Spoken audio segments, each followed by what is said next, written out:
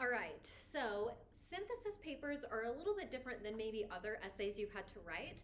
So, synthesis is taking two things that already exist and bringing them together to create something new. So, just like photosynthesis in science, synthesis, we're doing it in English too. Taking two things that exist and bringing them together to create something new. In this case, it's taking two different texts and taking what they say, bringing it together to make a new conclusion about stereotypes and intolerance in the world. So, because of this, your essay is a hybrid of analysis and argument. You're bringing those two things together as well, which makes talking about your evidence a little bit different than maybe you're used to. So, instead of just giving a quote and saying this ties to the claim because, or just talking about what happens in the book and how it shows intolerance in the story, you have to always bring it to the real world. So the best way to do this is through this format. So you have the evidence that you're using. So maybe the scene in Frankenstein where the girl gets shot, where the creature gets shot after saving the girl. That's your evidence. Then you choose a strong verb to kind of connect these two ideas. This is instead of like, this ties to the claim. Instead, we're using a strong verb. And then the answer to the prompt. So if you're choosing prompt 1, 2, or 3, explaining how does this evidence fit with the prompt you chose. So if we're using the example of Frankenstein the creature getting shot after he saves the girl, this demonstrates that if we're doing prompt number 1, individuals can be seriously harmed based on other people's intolerance or something like that. So that would be prompt number 1. And you can use any of these verbs: demonstrates, reveals, establishes, suggests, shows, conveys, uncovers, or others that you can think of. So I'll say that again.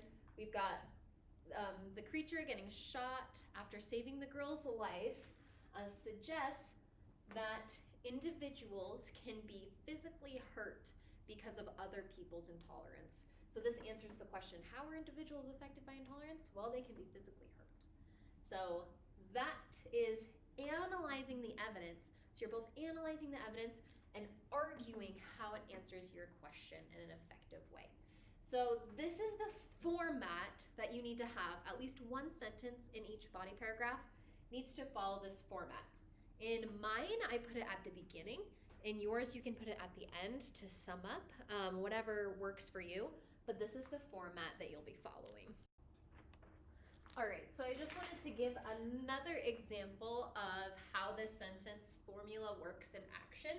So this is responding to prompt number 3. The people in Malala's village following the Taliban because of fear of an earthquake reveals how fear of something can lead to intolerance and even violence. So this is a really strong piece of evidence and analysis for prompt number 3. A common mistake that I would see is instead of this purple part right here, so someone might write, the people in Malala's village following the Taliban because of fear of an earthquake reveals how the people were willing to do anything out of fear. So they're making it too specific. So the people in Pakistan. In Pakistan, they were intolerant. This purple part, what comes after the verb, should always be general to the world. It should not be specific to the text. So we're like, okay, what can I learn in my real world from Malala? Or what can I learn in my real world from Frankenstein or the Twilight Zone? So this section that comes after the verb should always be, in general, tied to the prompt, rather than explaining the evidence itself. Because remember, we're synthesizing, we're analyzing, and we're arguing. So instead of just explaining Malala, we have to explain that this connects to the question, it connects to the real world. So this is a great example and some common things to avoid. So let's look at these examples in my sample essay. So, the intense savage attacks between citizens and politicians of differing political parties in the 2020 American election reveals that people only want to align themselves with people who they agree with, and they care more about their own ideas than listening to the truth. So you can see this yellow section is what ties to the prompt, which is how do stereotypes and intolerance affect our lives? That's what I wrote to. So instead of explaining the election like Democrats and Republicans hate each other, I explain this is how it answers the prompt. Same thing down here. The monsters, extreme depression, and Frankenstein suggest that stereotypes placed upon people can lead to devastating consequences in mind and action. That last part's what's connecting to the prompt. It leads to devastating consequences. So I'm not explaining how the monster is really sad and how everyone's mean to him. I'm explaining this shows us that depression or devastating mind and action consequences come from stereotypes, and that's how they affect our lives.